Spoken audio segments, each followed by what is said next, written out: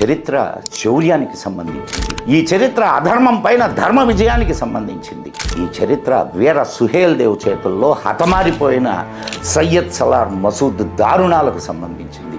16 సంవత్సరాల వయస్సులోనే అత్యంత క్రూరుడు, సింధు నది యువతలో ఉన్నటువంటి సమస్త భారతదేశం తన చెప్పు చేతుల్లోకి రావాలి అనేది వీడి ఆకాంక్ష. పాపం పెరిగినప్పుడే కదా భగవంతుడు ఆ పాపాన్ని నిర్మూలించడానికి తన అంశను పంపిస్తాడు. ఆ ఆలయాన్ని పూర్తిగా నేలమట్టం చేసి అక్కడ ఒక మసీదు నిర్మించాలి అనుకున్నాడు. ఈ ఆలోచనే అతని జీవితంలో అతి పెద్ద తప్పుగా పరిణమించింది. సుహేల్ దేవ్ కష్టాలు సుహేల్ దేవును రణరంగ సూర్యుడుగా తయారు చేశాయి. యుద్ధంలో అరివేర భయంకరంగా సుహేల్ దేవ్ బెహ్రాయిచ్ యుద్ధంలో ప్రవేశించాడు. తురక ఆక్రమణదారుల గుండెల్లో భారత్ పేరు చెప్తే అడలిపోయేంత భయాన్ని రేకెత్తించింది. ఈ యుద్ధాన్ని గురించి ఎక్కడ వ్రాయలేదు. అవునులే, పరాజయాన్ని ఎవరైనా గ్రంథంగా వ్రాసుకుంటారా? ఇది వాళ్ళ చరిత్ర.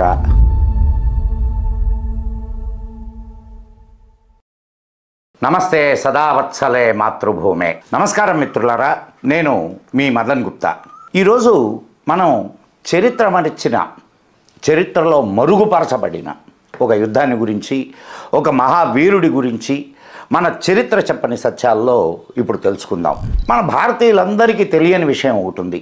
1050లో గజనీ మహమ్మద్ చేసిన నిరంతర దాడుల తరువాత భారతీయుల వీరత్వానికి, భారతీయులను ఎవరూ ఓడించలేరనే ఖ్యాతికి మచ్చ ఏర్పడింది. సోమనాథ్ ఆలయాన్ని గజనీ ఎంత దారుణంగా విధ్వంసం చేశాడో మనందరికీ తెలిసిన విషయమే.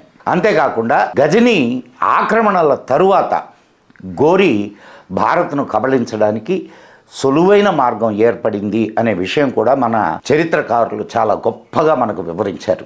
1175 వరకు, అంటే గోరీ వచ్చే వరకు, అంటే దాదాపు 150 సంవత్సరాలు భారత్ పైన ఎవరు దండయాత్ర చేయడానికి సాహసించలేకపోవడానికి కారణం మాత్రం మన సెక్యులర్ ముసుగేసుకున్న తొరక మరియు కమ్యూనిస్టు చరిత్రకారులు చెప్పరు. ఈరోజు మనం జాతి కుల మత భేదాలు మరచి దేశం కోసం, ధర్మం కోసం గజనీ మహమ్మద్ అల్లుడు, అతి క్రూరుడు అయిన గాజీ సలార్ మసూద్ను యుద్ధంలో మట్టి కరిపించి సనాతన భారతీయ గౌరవాన్ని పునఃస్థాపన చేసిన యుద్ధం గురించి తెలుసుకుందాం. ఆ వీరుడు గురించి తెలుసుకుందాం.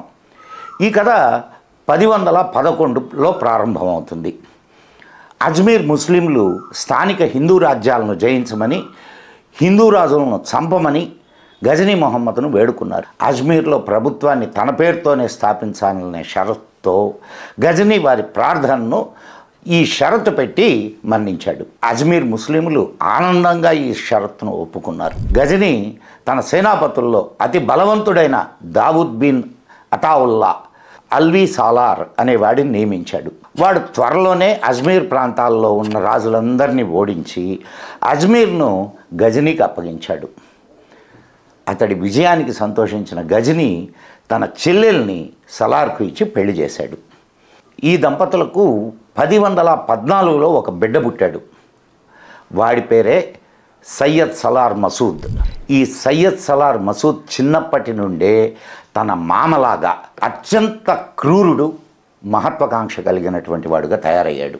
సింధు నది యువతలో ఉన్నటువంటి సమస్త భారతదేశం తన చెప్పు చేతుల్లోకి రావాలి అనేది వీడి ఆకాంక్ష.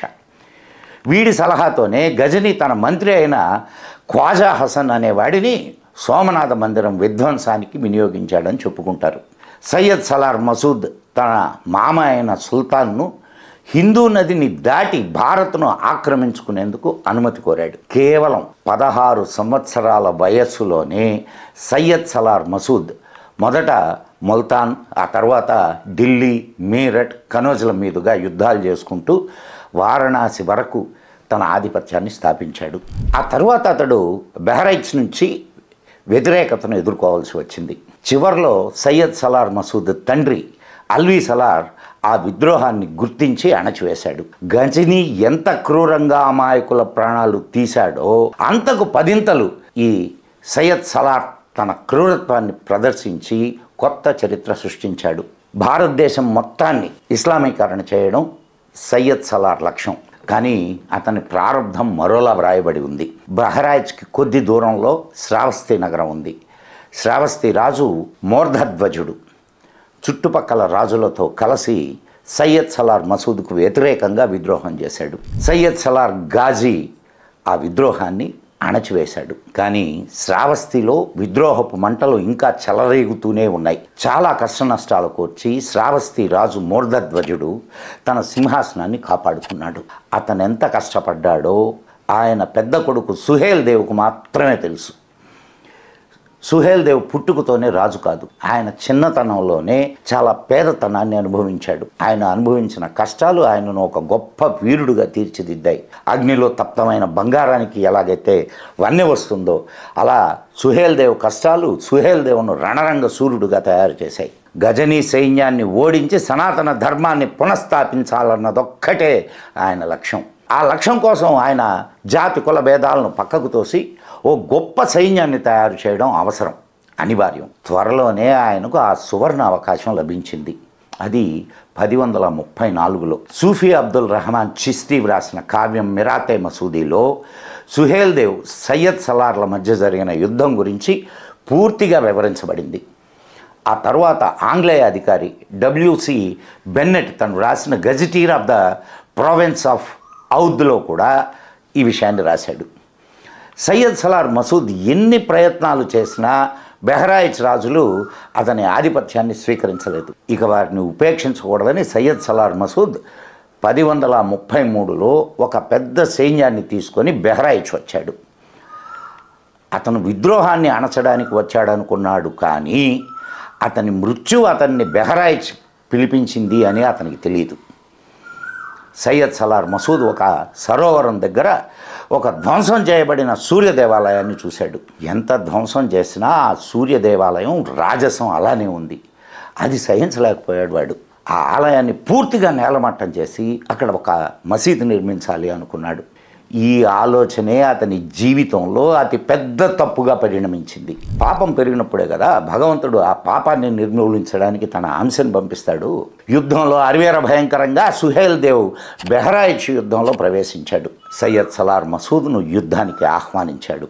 అందరి సైన్యాన్ని ఒకే ధ్వజం క్రింద యుద్ధం చేయడానికి సన్నద్ధం చేశాడు సుహేల్ దేవ్. ఆయన సైన్యం దావానలంగా ఉత్సాహంతో ఉరుకులు వేస్తూ మసూద్ సైన్యాన్ని చుట్టుముట్టింది. 1034లో ఆ భయంకర యుద్ధం మొదలైంది. ఆ యుద్ధాన్ని గురించి వ్రాయడానికి కమ్యూనిస్ట్ గాజీ చరిత్రకారుల కళాలు మోగబోయాయి. యుద్ధం ఎలా ప్రారంభమైంది, రాజా సుహేల్ దేవ్ సైన్యం మసూద్ సైన్యాన్ని ఎంతగా భయభ్రాంతుల్ని చేసింది, ఈ రోజుకు కూడా మన చరిత్రకారులు మన దగ్గర మాట్లాడరు, అంత గుప్తంగా దాచారు. కానీ సూఫీ అబ్దుల్ రహమాన్ చిస్తీ రాసిన కావ్యం మిరాతే మసూదీలో సుహేల్ దేవ్ ఎలా మసూద్ సైన్యాన్ని మట్టి కరిపించి మసూద్ను కడ ప్రాణాలతో యుద్ధభూమిలోనే వదిలిపోయాడో చాలా విపులంగా వివరించాడు.